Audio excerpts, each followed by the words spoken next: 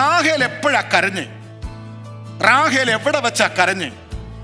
ശരിക്കും റാഹേൽ കരഞ്ഞായിരുന്നു? പ്രവചനം പറയുന്നു റാഹേൽ മക്കളെ ചൊല്ലി കരഞ്ഞു. അത് വെറും കരച്ചിലല്ല, ഉറച്ച നിലവിളി, വിലാപം, കഠിനമായുള്ള നിലവിളിയായിരുന്നു.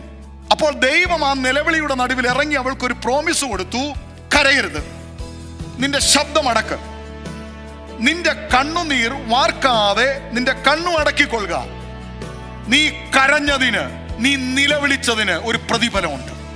മോശയ്ക്ക് ശേഷം ആര് ഇസ്രായേലിന്റെ നേതൃസ്ഥാനത്ത് വരുമെന്ന് ആരും അറിയാതിരിക്കുമ്പോൾ സ്വർഗത്തിലെ ദൈവം പറഞ്ഞു, നൂന്റെ മകനാകുന്ന ജോഷുവയെ തിരഞ്ഞെടുക്ക. അവൻ ആരാ? അവൻ ഏത് ഗോത്രമാ? അവൻ എഫ്രീം ഗോത്രമാ. അവൻ ജോസഫിന്റെ കൊച്ചുമോനാ. എന്തിനാ അവനെ നേതൃസ്ഥാനത്ത് കൊണ്ടുവന്നേ? അവന്റെ അമ്മ വഴി കിടന്ന് കരഞ്ഞപ്പോ ഞാൻ പറഞ്ഞായിരുന്നു, നിന്റെ മക്കളെ ഞാൻ കൊണ്ടുവരാമെന്ന്. ഒരമ്മ നടു റോഡിൽ കിടന്ന് കരഞ്ഞപ്പോൾ ആ ആദ്യ പദവി കൊടുത്ത രൂപേൻ അതിന് അയോഗ്യനാകപ്പോൾ ദൈവം ജോസഫിന്റെ മക്കളെ വിളിച്ചിട്ട് പറഞ്ഞു, ആ ആദ്യജാതൻ എന്ന ബർത്ത് റൈറ്റ് ദൈവം അവർക്ക് കൊടുക്കുകയാ.